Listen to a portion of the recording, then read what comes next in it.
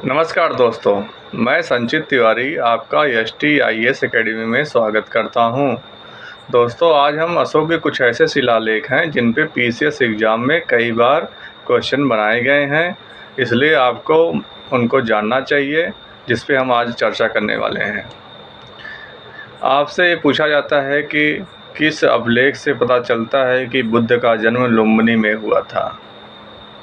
तो अशोक का एक अभिलेख है रुम्मिनदेई, ध्यान देने वाली बात है।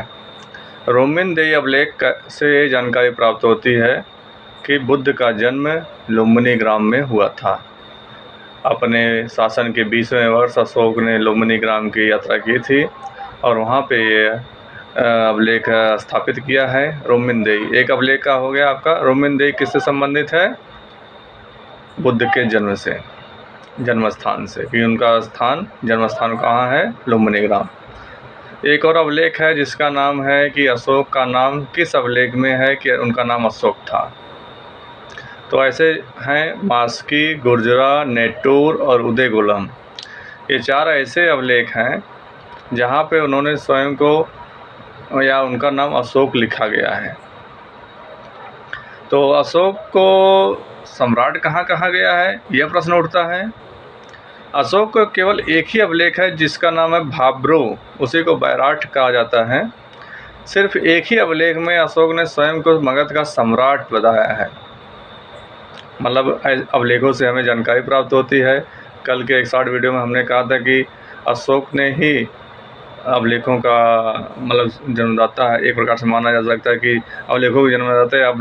अभिलेख लिखने की शुरुआत जो पत्थर पर लिखे जाते थे, इसकी शुरुआत सम्राट अशोक के ही काल में हुई।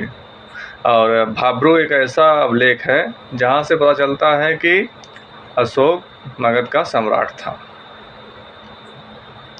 एक और पूछा जाता है कि किस अभिलेख में राण्यो अशोक लिखा गया है। राण्यो अशोक का हिंदी में अर्थ होता है राजा अशोक। तो वो है कंगनहल्ली।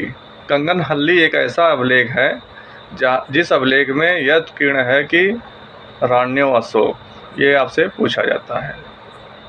और एक और इम्पोर्टेंट अभिलेख है कि किस अभिलेख को रानी का अभिलेख कहा जाता है। तो वह है कौशाम्बी अभिलेख। कौशाम्बी अभिलेख जिसपे कि अशोक की रानी, किस रानी का अभिलेख है? रानी कारुवाकी। तो इस प्रकार से हमने आपको 5 अभिलेख बताए। कौन कौन से? रुम्मिनदेई, जिससे पता चलता है कि बुद्ध का जन्म लुम्बिनी ग्राम में हुआ था। राण्यो अशोक के लिए है कंगनहल्ली। अशोक के नाम है मास्की, गुर्जरा, नेटूर और उदयगुलम।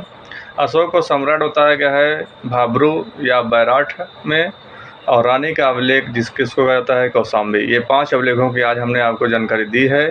आप इसको अच्छे से पढ़िए, बार बार रिपीट करके पढ़िए, जिससे कि आपको समझ में आ जाए। और आप धीरे ही है, स्लो करके थोड़ा लिख भी लीजिएगा, आपको सफलता मिलने में ज़्यादा समय नहीं लगेगा। धन्यवाद।